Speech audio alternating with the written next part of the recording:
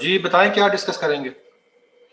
Sir सबसे पहले तो ये है कि मतलब कि ये जो मेरे साथ इस तरह माइंड में सवालात जो आते थे, ये मेरे से मतलब कि 2 साल पहले शुरू हुए थे इस तरह के सवालात आना। ठीक है। तो सर फिर मैं बड़ा कंफ्यूजन में था। सबसे मैं शुरू से मतलब एवोल्यूशन का सुनता आ रहा था कि भाई इंसान बंदर से बना है और इस तरह मतलब क्रिटिसिज्म के ऊपर और इसे मानता है। फिर मैं मतलब कि मोबाइल मेरे मेरे पास आ गया तो मैं फिर नेट पे भी इस तरह की चीजें देखने लग गया। ठीक। फिर मतलब काफी सारे यूट्यूब चैनल वगैरह जिस तरह जावेद अहमद गांधी और मतलब इंजीनियर मिर्जा अली, इनको भी सुनने लग गया। मतलब क्योंकि इस्लाम के जो अंदर जो सेक्ट्स वगैरह बने हुए हैं उनके बारे में सवालात पैदा होते हैं, क्योंकि शुरू शुरू में मैं फिरका वारियत का बड़ा मतलब कायल था। अच्छा। कोई मतलब कि मैं असल में जो बेसिकली घर से ना मैं एक बरेलवी स्कूल ऑफ थॉट का हूँ। ठीक। और मतलब कि काफी मैं फिरका वारियत का कायल था। सही। तो फिर जैसे जैसे मैंने मतलब मिर्जा अली साहब को सुनने लग गया मैं, तो फिरका वारियत मेरे अंदर से खत्म हो गई। मतलब हर पोजीशन को मैं अपनाने लग गया हूँ। फिर एक अजीमुर रहमान उस्मानी साहब है, यूट्यूब पे होते हैं वो भी। ठीक है। उनके साथ भी मेरा कांटेक्ट हुआ। ठीक है। वो तो सबसे ज्यादा जो मसला था ना मेरे अंदर वो था मतलब कि मैं ये सोचता था कि अगर मैं मुसलमान घराने में पैदा हुआ हूँ तो इसमें मेरा क्या कसूर है। इसी तरह अगर कोई हिंदू खानदान में पैदा होता है तो उसका क्या कसूर है। अगर कोई क्रिश्चियन के घर पैदा होता है तो वो क्रिस्टोफर बनेगा। तो तो मैंने सोचा कि भैया अगर मैं मुस्लिम खानदान में पैदा होता हूँ तो मुझे सोचना चाहिए कि मैं ये इस्लाम मेरे लिए सही है कि ये नहीं है। जो मैं अपने ऊपर इतनी पाबंदियां लेके आ रहा हूँ, इतनी पाबंदियां ला रहा हूँ, ये दुरुस्त है कि नहीं है। ठीक है। तो मैंने ये मतलब काफी सारे स्कॉलर्स को सुनने लग गया। डॉक्टर जाकिर नाइक हो गए, अहमद इमदाद हो गए, डॉक्टर शबीर अली और सबूर अहमद, हमजा जोरजस, इस तरह मतलब मुख्तलिफ स्कॉलर को सुनने लग गया। जो मेरे लिए सबसे ज्यादा मतलब कि 1-2 साल पहले हो रहा था हिंदुइज्म और सिखिज्म। हिंदुइज्म के अंदर मतलब कि मैंने जो वीडियोस वगैरह देखी, उनकी 2-3 किताबों पीडीएफ वगैरह पे जो मैंने मुताला किया, तो उनमें यही लिखा होता है कि खुदा है ना वो सिर्फ वाहिद है। उनकी किताबों में भी ऐसा लिखा हुआ है कि खुदा वाहिद है, लेकिन जिस तरह हमारा इस्लाम जिस तरह मुख्य तरह से इंटरप्रेट हो गया, लोगों ने अपनी अपनी मतलब चीजें बना ली है, तरह उनमें हो गया। तो सबसे ज्यादा इस्लाम के बाद जिस चीज मुझे अट्रैक्ट किया था वो था सिखिज्म। सिखिज्म में सारा कुछ इस्लाम जैसा है, यानी कि वो कहते हैं कि खुदा कोई शक्ल नहीं हो सकती उसकी, और मतलब कि वो ह्यूमैनिटी के लिहाज से भी बहुत अच्छा मजहब है। और दोनों को जो मैंने छोड़ा वो इसलिए छोड़ा क्योंकि इंसान जो इस दुनिया में आ गया है, किसको छोड़ा? तो उसका असल आफ्टर लाइफ होता है। अच्छा अच्छा ठीक है।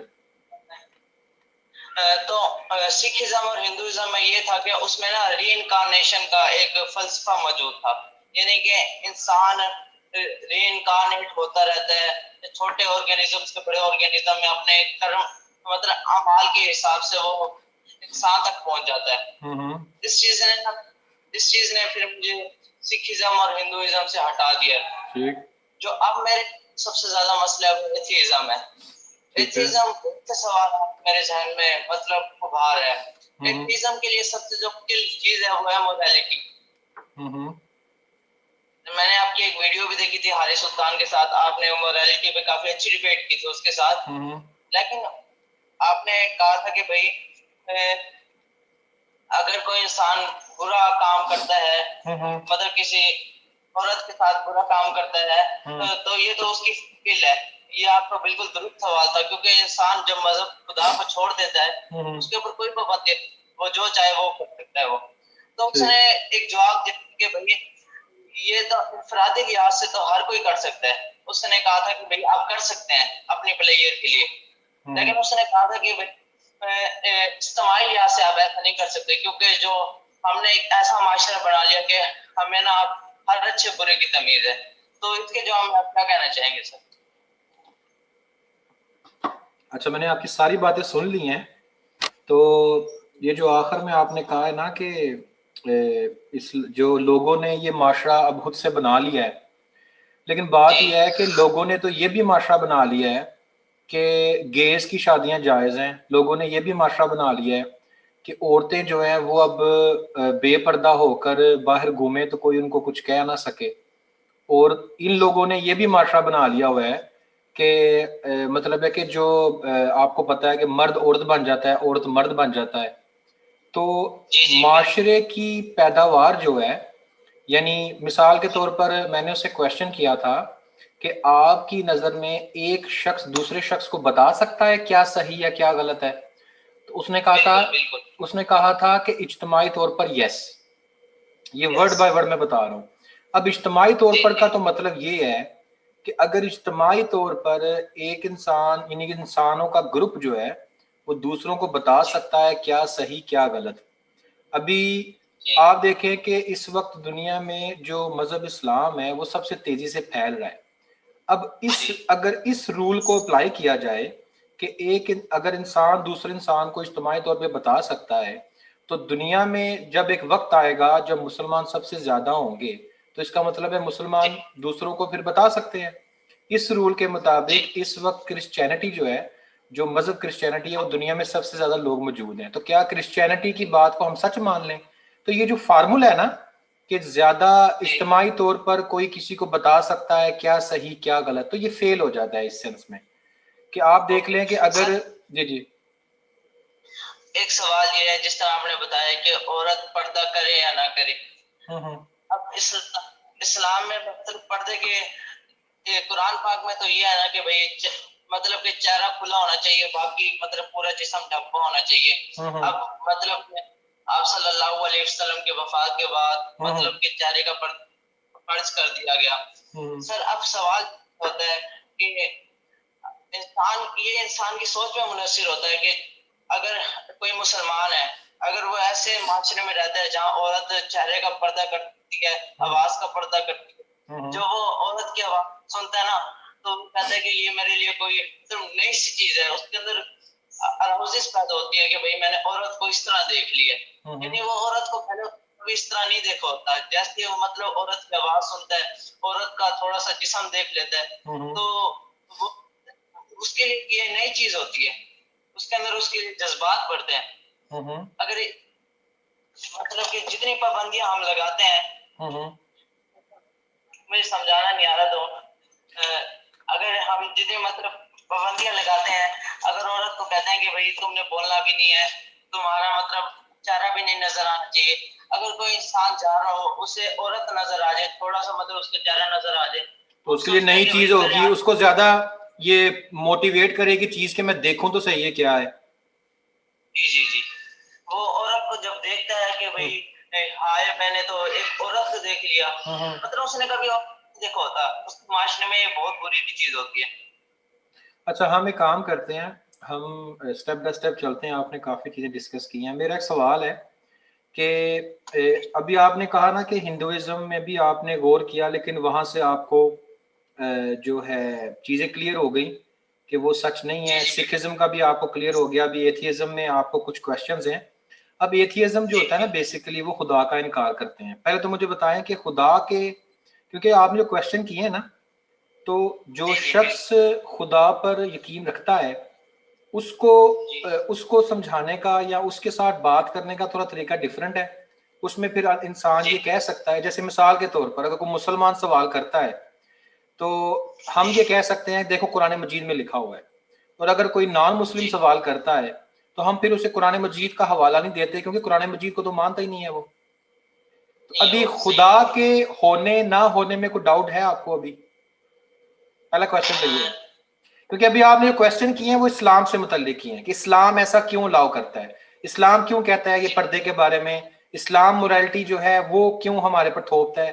तो इस्लाम के बारे में आपने बात की है। पहला स्टेप तो ये है कि एथियज्म का जो कोर बिलीव है वो ये है कि खुदा नहीं है। तो होने ना खुदा नहीं। होने में कुछ अभी आपको डाउट है या वो क्लियर है? मुझे कुछ डाउट्स हैं सर। ठीक है, यानी हो भी सकता है, नहीं भी हो सकता जी, ऐसे। हाँ, तो आपने अभी जो बातें की, मैंने एक दो बातें लिखी हैं। पहले तो आपने कहा ना कि कोई शख्स मुसलमान के घर में पैदा हुआ है तो वो तो इसलिए मुसलमान हो गया है, कोई क्रिश्चियन पैदा हुआ है तो क्रिश्चियन हो गया है, कोई हिंदू पैदा हुआ है। तो पहली बात तो ये कि बेशुमार लोग हैं जो कि अपना मज़हब चेंज कर लेते हैं, जो हिंदू से इस्लाम हो गए, इस्लाम से एथियस्ट में कन्वर्ट हो गए, एथियस्ट से मुसलमान हो गए। तो मुसलमान होने के नाते हमारा यकीन है कि अल्लाह ही हिदायत देता है, अल्लाह ही इज्जत देता है, अल्लाह ही वो करता है। मुसलमान होने के नाते अगर हम मुसलमान है ना, तो हमारा जवाब ये होता है कि हिदायत किसको अल्लाह देता है ये अल्लाह जानता है, और अल्लाह हमसे हमारे बारे में हमसे ज्यादा बेहतर जानता है। एक चीज शायद, यानी मिसाल के तौर पर अभी आपने पर्दे की बात की, तो अब औरत के लिए, अभी मैं उस चीज पे बात नहीं कर रहा कि कितना पर्दा अलाउ है कितना नहीं। औरत के लिए पर्दे का हुक्म आया, वो इसलिए मानना है कि वो अल्लाह की तरफ से आया है। जैसे मर्द सोना नहीं पहन सकता, अब मैं कह सकता हूं कि अल्लाह ताला ने मर्द को सोना क्यों नहीं अलाउ किया, इसमें अल्लाह ताला की हिकमत हो सकती है। हम उस चीज को तो डिस्कस कर सकते हैं, लेकिन हमने मानना इसलिए है कि अल्लाह ताला ने हमें हुक्म दिया। मर्द रेशम नहीं पहन सकता। मर्द अगर शादी करता है औरत के साथ तो उसको अपनी बीवी का खाना पीना खर्चा पे करना होता है, सारे का सारा उसके सारे खर्चे उठाने होते हैं, औरत को नहीं उठाने होते। अब ये तो मर्दों के साथ ज्यादती है, लेकिन हम इसलिए मानते हैं क्योंकि अल्लाह ने हमें हुक्म दिया। तो पर्दे का जो हुक्म आ जाता है ना, पर्दे का जो हुक्म आया, जो आपने बात की, उसमें एक पॉइंट है। पॉइंट ये है कि एक चीज होती है हमारे दीन मजहब का ना, दीन मजहब को पढ़ने के लिए अगर आप इस्लाम को स्टडी करते हैं तो एक छोटी सी मैं आपको मिसाल देता हूँ। अगर मैं आपको एक चीज बताऊं कि ये हदीस है और ये बुखारी में लिखी हुई है, तो क्या आप उसको सच मान लेंगे? सच पहले तो मैं तस्दीक करूंगा, क्योंकि कुरान में लिखा हुआ है कि जब तक किसी बात की तस्दीक ना कर लो उसे ना फैलाओ या ना उसको। सही नहीं, मैं मिसाल दे रहा हूँ कि चलें आपने बुखारी की किताब ओपन की, वहां पर एक हदीस लिखी हुई थी, आपने उस हदीस को पढ़ा, अब आप उस हदीस को मान लेंगे कि ये सच्ची हदीस है? मान लूंगा, क्योंकि सही बुखारी मतलब कि सबसे अथेंटिक है। लेकिन ये चीज है कि अब इसमें कुछ कैटेगरीज हैं, कुछ चीजें होती हैं ना कि जो बहुत ही सिंपल होती हैं। जैसे अगर आपको नमाज का हुक्म आता है, नमाज का हुक्म आपको कुरान मजीद में भी आया, नमाज का हुक्म आपको अहदीस में भी आया, तो ये अहदीस पढ़ के आपको किसी से पूछने की जरूरत ना पड़ी, क्योंकि ये अब अवामुन नास के लिए थी, सिंपल आयात थी, समझने वाली थी। कुछ ऐसी अहदीस होती हैं, कुछ ऐसी कुरानी वर्सेस होती हैं कि जिनको पढ़कर समझने के लिए हमें उलमा कराम की राय की जरूरत पड़ती है। ठीक है, अब आप कुरान मजीद का वो पैरा पढ़े कि जहां पर विरासत के बारे में लिखा हुआ है कि जब कोई मर जाए अपने पास क्या छोड़े तो वो कैसे फैलाए। आप उस पेज को 10 दफा पढ़ लें, आपको समझ नहीं आएगी, आपको किसी से कंसल्ट करना पड़ेगा। उसी तरह जब ये जो बात अक्सर होती है ना कि कुरान मजीद में तो पर्दे का हुक्म नहीं है, अहदीस में तो पर्दे का हिस्सा को जिक्र नहीं किया हुआ, वो ये किया हुआ है वो किया हुआ है, देखना ये होता है कि हम पर हुक्म क्या निकलता है। ये जो जुमला है ना कि हमारे लिए एक हदीस या एक कुरान पाक की आयत से हुक्म क्या निकलता है, उसकी फिर एक साइंस है। आपके सब्जेक्ट क्या है, आप क्या पढ़ रहे हैं? सर मैं मेडिकल पढ़ रहे, एफएससी कर रहे हैं आप? यस सर, सेकेंड ईयर, ठीक है। अब इसके पीछे एक पूरी साइंस है कि एक हदीस जो है आपके सामने आ गई है, उससे निकलना कैसे है। अब मैं आपको छोटी सी मिसाल देता हूँ। अब क्या कहते हैं, महरम ना महरम का आपको अंदाजा है ना कि क्या होता है?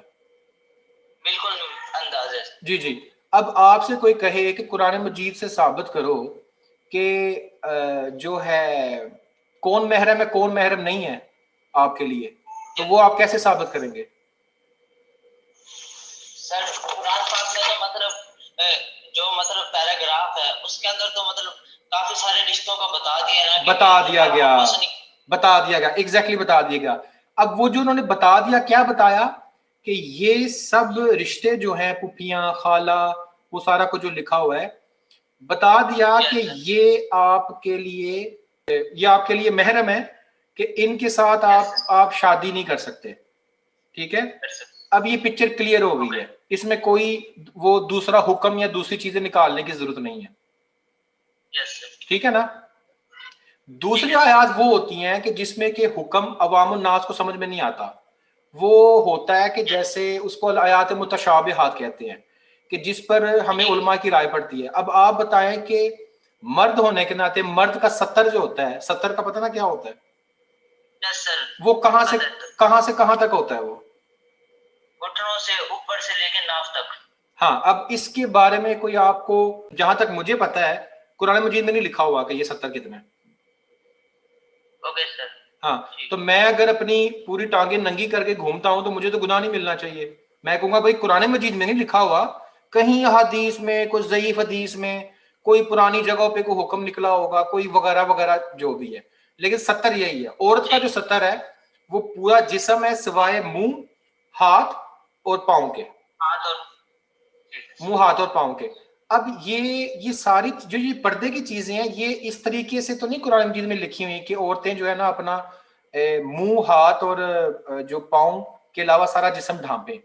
लेकिन जो एक असूल निकलता है ना कुरान मजीद से, अहदीस से, उलमाए कराम से, हिस्ट्री से, उस वक्त की, अब जैसे दाढ़ी की एक मिसाल है कि हुज़ूर पाक सल्लल्लाहु अलैहि वसल्लम की एक ही हदीस वो बताते हैं कि मूंछों को कम करें, दाढ़ी को बढ़ाएं। तो कुरान मजीद में लोग ढूंढते हैं भाई कुरान मजीद में नहीं लिखा हुआ, इसलिए ये फर्ज नहीं है। बाज लोग इसको सुन्नत कहते हैं, बाज लोग इसको वाजिब के दर्जे पर लेकर आते हैं। तो ये जो चीजें हैं ना, ये उलमा कराम ही बता सकते हैं। अब यहाँ पर एक और नुक्ता है कि अगर औरतों को पर्दे का हुक्म क्या कहते हैं नहीं है, या इस्लाम में कहते हैं जी पर्दे, इस्लाम में अगर खुले बाल भी हैं तो बाद मैंने ये भी सुना लोग डिस्कस करते हैं कि अगर औरत के बाल खुले हैं तो खुले बालों को देखकर आजकल इतना मॉडर्न जमाना आ गया कि लोग उसको फील नहीं करते। यानी कि अगर लोग फील नहीं, लेकिन हमने तो वही देखना है ना कि जो हमें हुक्म आ गया हुआ है। हुक्म ये है कि भाई बाल नजर ना आए और वो जो 70 का हिस्सा बाकी जिस्म का नजर ना आए। अब सर आप ये बताना चाहते हैं कि जब हमें पता चल जाए कि खुदा वाहिद अल्लाह है, तो फिर उस जो वो हुक्म देगा हमें वो मानना पड़ेगा। एग्जैक्टली यही चीज है। यानी हमें इसकी हिकमत पता चले या ना चले। नहीं, उसमें दो चीजें है ना। कुछ चीजें ऐसी हैं कि जिनकी हिकमत जो है ना पता करने के लिए आपको थोड़ी सी मेहनत करनी पड़ती है। देखिए ये साइंस की किताबें जो है ना, जब ये नई नई आई थी तो ये इंग्लिश जुबान में नहीं थी, ये जर्मन जुबान में थी और दूसरी जुबानों में थी। तो उसको पढ़ने के लिए, साइंस को समझने के लिए लोग दूसरी जुबानें सीखते थे, तो थोड़ी सी मेहनत करते थे, सफर करते थे, उस्ताद के पास जाते थे। वो जो हिकमत है ना उसको जानने के लिए हमें थोड़ी सी मेहनत करने की जरूरत होती है। वो हम कुरान मजीद खोलकर डायरेक्ट नहीं समझ सकते। और एक और चीज कि पर्दे का हुक्म कितना है कितना नहीं है, इससे ये साबित नहीं होता कि इस्लाम सच्चा है या नहीं है। इस्लाम को सच्चा साबित करने या ना करने की टॉपिक्स डिफरेंट है। यानी कुछ टॉपिक है ना, मैंने आपसे पूछा पहला क्वेश्चन तो ये खुदा है कि नहीं। अगर खुदा है तो क्या सबूत है कि वो हिंदू का खुदा नहीं है, वो क्रिश्चियन का खुदा नहीं, वो इस्लामी खुदा है। फिर आगे क्वेश्चन आता है कि भाई क्या प्रॉफिट जो है वो प्रॉफिट क्या वाकई खुदा ताला की तरफ से है। फिर आता है कि इस्लाम में कोई खराबी है। यानी मुसलमान, अगर इंसान मुसलमान है तो वो ये कह सकता है कि यानी कि ऐसा क्यों है, यानी अल्लाह ऐसा क्यों अलाउ करता है, या अल्लाह ताला ने ऐसा क्यों कहा है कि हमें ये करना चाहिए वो करना चाहिए। बेशक बेशुमार हिकमतें ऐसी होती हैं कि जो कि हमें जानना जरूरी होती हैं। जिन चीजों का हमारे लिए जानना जरूरी था वो अल्लाह ने हमें बता दिया, जिन चीजों का जानना जरूरी नहीं था वो अल्लाह ने हमें नहीं बताया। अब ये पर्दों की बात तो ये हो गई। अब इसमें अगर आप डिटेल चाहते हैं कि कहां से साबित है कि इस चीज का पर्दा लाजमी है, इसका नहीं, हुक्म मैंने आपको बता दिया। हुक्म यही है कि चेहरा, हाथ और पांव। लेकिन ऐसा माहौल, ऐसी जगह जहां फितनों का डर हो तो वहां नकाब भी कर लेना चाहिए। नकाब फर्ज में नहीं आता, लेकिन नकाब उस वक्त जहां फितनों का डर हो, फितनों का खौफ हो, तो वहां पे आप नकाब करना चाहिए आपको। वैसे जो हुक्म है वो ये है, चेहरा, हाथ और पाँव। और जी जी बोले सर। ये चीजें मैं सारी मतलब कि एग्री कर लूंगा। जो मेरे लिए जो अभी मैं ना थोड़ी देर पहले ये हारिस की किताब पढ़ रहा था, तो मतलब मोरालिटी की वो जो बात हो रही है, इंसेस्ट रिलेशनशिप्स, मतलब कि अपनी माँ बहनों के साथ जो रिलेशनशिप होते हैं, ये इंसान की अपनी सोच से बने हैं। क्योंकि वो बताता है कि जो जानवर वगैरह होते हैं, जैसे कि इंडिया के इलाके गिर के जो लाइन्स है, उनकी जो आबादी है वो एक्सटिंक्शन की तरफ जा रहे हैं, क्योंकि वो आपस में ब्रीडिंग करते थे।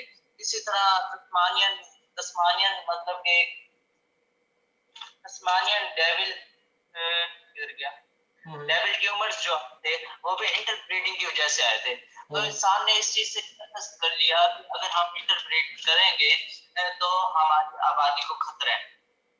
अच्छा, ये जो पहले जी जी बोले बोले मज़ाहिब ने इसे अपने साथ जोड़ लिया है कि ये मज़हब ने बताया कि बहनों और माओ के साथ रिलेशनशिप नहीं बनानी चाहिए। हाँ, अब देखें कि एक चीज़ है कि हर इंसान का सच को फाइंड करने का ना एक क्राइटेरिया होता है। एक क्राइटेरिया वो होता है कि जिसको सब लोग एक्सेप्ट भी करें, एक होता है जो उसका सब्जेक्टिव ओपिनियन होता है ना, ठीक है। अब हारिस सुल्तान की जो है, मैं इतनी बात करूंगा कि जब मैंने उससे बात की थी उस वक्त मुझे इतना उसके बारे में नहीं पता था, लेकिन बाद में अब वो इतना एक्सपोज हो चुका है कि वो इंटरनेट पर, मतलब है कि अगर उसने कोई इस्लाम के बारे में कुछ पढ़ना है तो उसकी सर्च जो है वो इंटरनेट तक महदूद है। वो bukhari.com ओपन करके वहां से हदीस निकालेगा। अभी जो आपने बात बोली ना कि ये इस मजहब ने अखज कर लिया होगा, मतलब कर, ये एक सोच ही है ना, इसका कोई सबूत तो नहीं है, ये तो सोच ही है बस कि भाई कर लिया होगा। अब जैसे अक्सर लोग कहते हैं जी जी, उसने फिर हिस्ट्री का हवाला दिया। उसने कहा कि जैसे कि इंसानी हिस्ट्री का हमें मतलब कि क्रिश्चियंस की किताबों से हमें अंदाजा लगता है कि इंसान 10,000 साल पुराना है ज्यादा से ज्यादा। तो लेकिन हम हमारे लिए जो क्रिश्चियंस की किताबें हैं वो करप्टेड है, वो सोर्स ऑफ इंफॉर्मेशन नहीं है। अब यहाँ पे क्वेश्चन बनता है, यहाँ पे क्वेश्चन बनता है हारिस सुल्तान से कि वो क्रिश्चियनिटी की किताबों को सोर्स ऑफ इंफॉर्मेशन क्यों समझता है। हाँ, क्योंकि एक चीज होती है कि आप इल्म को तलाश करें, एक चीज होती है कि आप किसी को क्रिटिसाइज करें।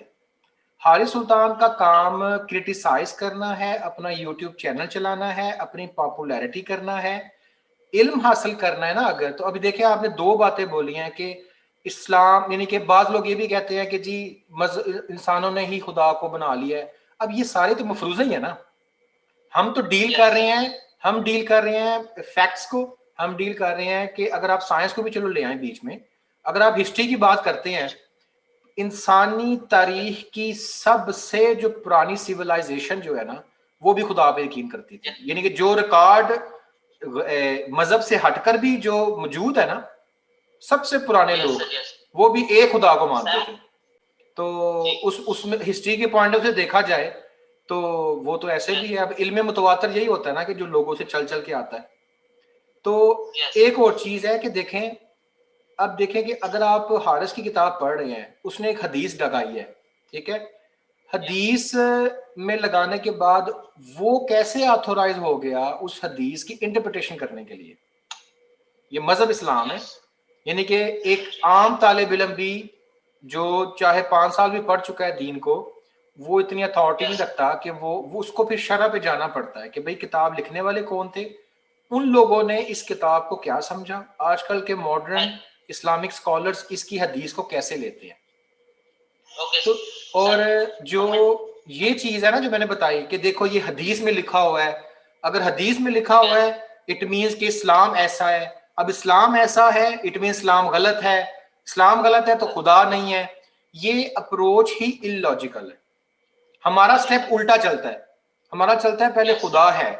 अब आप इस बात पे यकीन कर लें कि अगर खुदा है, जो मानता है खुदा है, और फिर अगला स्टेप है कि वो माने कि कुरान मजीद अल्लाह ताला की किताब है। अगर किसी को इस बात पर यकीन आ जाए कि कुरान मजीद वाकई अल्लाह की किताब है, फिर तो उसके आधे मसले खत्म हो गए। फिर तो जो कुरान में लिखा होगा वो कहेगा मुझे मानना है, क्वेश्चन करेगा वो कैसे कैसे है, क्यों है, उसमें कोई रुकावट नहीं है, क्वेश्चन में कोई रुकावट नहीं है, प्रॉब्लम बिलीव्स में है। ओके सर, जहाँ तक मैंने हारिस सुल्तान को पढ़ा है ना, उसे मतलब कि कुरान के बारे में बहुत कम इल्म है।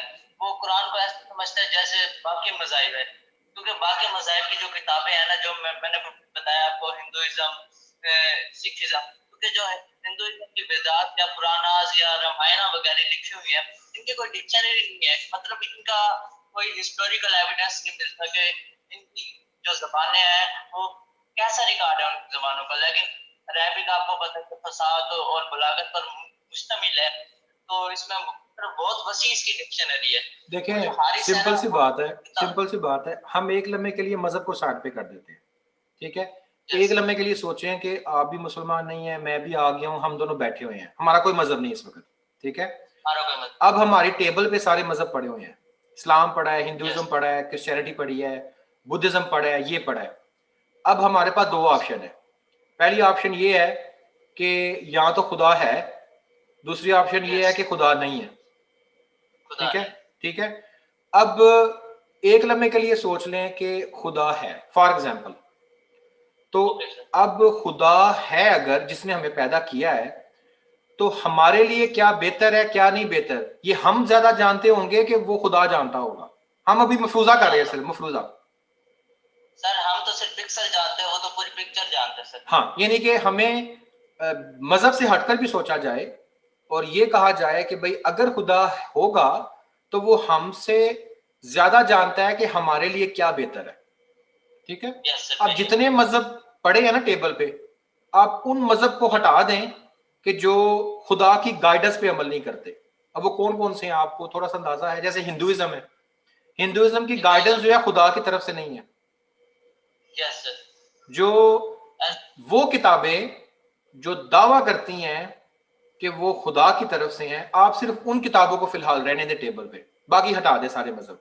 ये अक्सर लोग बातें करते हैं कि भाई 1000 मजहब है, 2000 मजहब है, तो हमने भी एक और को रिजेक्ट कर दिया तो क्या हो गया, हम एथियस्ट बन गए। इलॉजिकल है, कुछ बातें होती हैं ऐसे जो बिकती बहुत अच्छी हैं। यानी इंटरनेट और मीडिया पे देखें, कोई उल्टा काम आप करें, वो टीवी पर बिकता है तो लोग उसकी अशात कर देते हैं। ये human rights, gauge right, animal rights, ये लेस्बियन गेज के जितने मामलात हैं, ये टीवी पर बिकते हैं, लोग इनको देखते हैं, ये सेल होते हैं, तो वो मीडिया जो है उसको सेल करता है। उनको आपके जो है अखलाक से, अदाब से कोई गर्ज नहीं है, वो अपनी प्रोडक्ट सेल कर रहे हैं। तो उसी तरह इस्लामोफोबिया भी सारा यही है, इस्लामोफोबिया सारा यही है, वो चीज बिकती है। अगर आप बताएं कि भाई ये प्लेन क्रैश हुआ है, कोई बताएगा नहीं कि प्लेन लैंड भी होता है, वो यही बताते हैं कि प्लेन क्रैश हो गया। तो अब टेबल पर वो मजहब जो है जो ये दावा करते हैं कि जो है ना हमारी किताब खुदा की तरफ से है, अब उन किताबों का मुआवजा कर लें फिर। अब मैं अक्सर ही मिसाल देता हूँ, जैसे मेरे ख्याल से तो ये जो है ओल्ड टेस्टिमेंट, न्यू टेस्टिमेंट और ये जो कुरान मजीद है, ये वो 3 किताबें हैं जहां आधी दुनिया से ज्यादा जो लोग हैं उसको बिलीव करते हैं। बाकी अगर आप सिखिज्म को ले आए तो सिखिज्म में काफी वो चीजें, मेरे पीछे तो एक बात हुई थी सिख से, तो वो कहता है मैं हम खुदा को मिलते भी हैं, हम मिल भी लेते हैं खुदा को। तो मेरा क्वेश्चन ही था सिंपल सा कि भैया अगर गुरु नानक साहब आके कहते हैं कि जी मुझे मैं खुदा से मिला हूँ और मुझे ये किताब, और उनकी किताब पंजाबी में है, यानी उनकी जो खुदा की तरफ से किताब आई हुई है वो पंजाबी जुबान में आई हुई है,